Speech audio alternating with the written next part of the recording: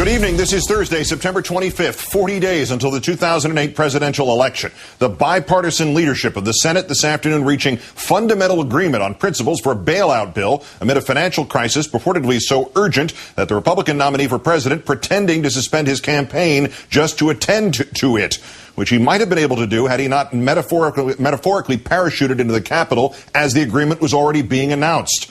Our fifth story on the countdown. Late this afternoon, House Republicans abandoning that agreement to float instead an entirely new plan, starting over from scratch. The only urgency for House Republicans, the White House, and the McCain campaign concerning the bailout seems to be that Senator McCain be seen taking credit for it. Senator Christopher Dodd, chairman of the Banking Committee, saying that today's bailout meeting at the White House seemed to have less to do with rescuing Wall Street than it did with rescuing Senator McCain. We were asked to come down to sort of sit in a room, I guess, to listen to the House Republicans talk about some core idea they had that was different than what Hank Paulson has in mind. For 6 days, David, I've worked on a plan that the Paulson plan that was set up. We changed it dramatically. But all of a sudden, to be told there's some new idea kicking around, I didn't need to be in the White House for that, basically to have a photo opportunity for John McCain.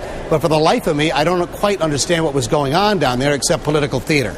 The events leading up to the White House matinee leaving little doubt that politics now trumping the economic necessities of the bailout deal. Still in New York this morning at the Clinton Global Initiative, not exactly a non-political event. Senator McCain offering talk, loudly campaigning about how he had suspended his campaign because of the crisis and his urgent need to get back to Washington 18 hours after he first said he was urgently going back there, urgently.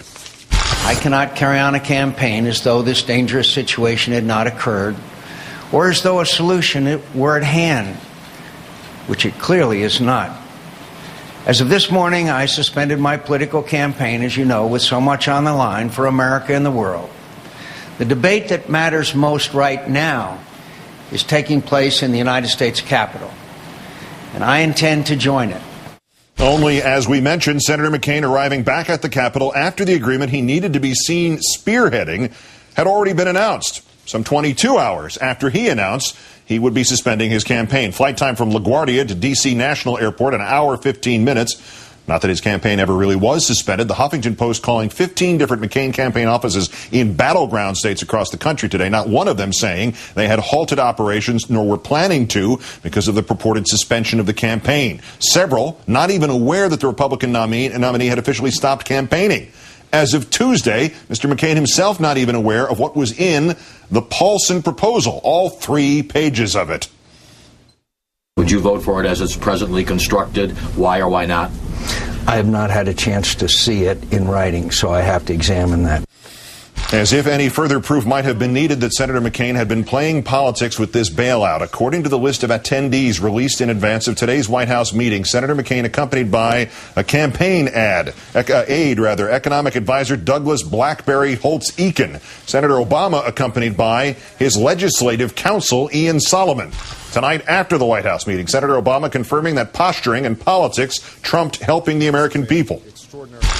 What I've found, and I think was confirmed today, is that when you inject presidential politics into delicate negotiations, it's not necessarily as helpful as it needs to be. Just because there's a lot of glare of the spotlight, there's the potential for posturing or suspicions. Time now to call in our own Howard Feynman, also, of course, senior Washington correspondent for Newsweek magazine. Howard, good evening. Hi, Keith. What happened? Tentative deal at 8 minutes to 1. Then McCain gets there. Did the Republicans blow this thing up? Did McCain blow this thing up? Well, the thing was sort of blown up, at least among conservative House Republicans, in spite of the deal that was announced at 1 o'clock. So what McCain came back here to Washington to parachute into was a revolt within his own party. And if he really wanted to do something to seal the deal, as he indicated he wanted to, what he needed to do was go give a talking to House Republicans and tell them to get on board. But that was way too dangerous for him to do politically. So what his presence here actually did was turn a disagreement between House Republicans and the rest of the Congress into an open revolt. So he rather than calm the situation, he inflamed it. So I'm guessing with the negotiations scheduled at least to resume at about 8 o'clock Eastern time, Did McCain set himself up to be either A, the savior, or B, the maverick who votes no, or did the thing kind of fall in on top of him? I think it's fallen in on top of him. He's got to hope now that there will be a deal, even if it results in jamming it down the throats of the conservatives at his own party base that he spent so much time wooing by picking Sarah Palin, among other things. But he's got to hope for that, and he's got to hope that somehow he can claim victory for making it happen. But based on what I heard from this meeting today, and I talked to some people who were in there and lots of people who know about it moment by moment, McCain wasn't exerting any leadership there. He was barely a presence in the room, so it's a little hard to see, how he was acting like John Wayne, having just, parachuted onto the deck of the aircraft carrier. So, but if he now makes this happen, if it's now what is of the various scenarios the best case scenario left, if he makes it happen, does he lose the conservative base? Well, he could well, as a matter of fact, because the upset about it is genuine, Keith. Among conservatives, they look at this as a $700 billion down payment on the federal government's federalizing of the entire capitalist economy. They view it in those kinds of apocalyptic terms.